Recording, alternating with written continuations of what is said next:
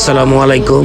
মরহুমা বেগম খালেদা জিয়া এবং শহীদ প্রেসিডেন্ট জিয়াউর রহমানের সর্বকনিষ্ঠ পুত্র এবং মাননীয় প্রধানমন্ত্রী জনাব তারেক রহমানের ছোট ভাই, বিশিষ্ট ক্রীড়া সংগঠক মরহুম আরাফাত রহমান কোকো ভাইয়ের 57তম জন্মবার্ষিকী উপলক্ষে মিরপুর থানা বিএনপি 7 নং ওয়ার্ড কর্তৃক আয়োজিত দোয়া ও মিলাদ মাহফিলের পূর্বক্ষণে পবিত্র কোরআন তেলাওয়াত পাঠ করছেন মাদ্রাসার শিক্ষার্থীগণ।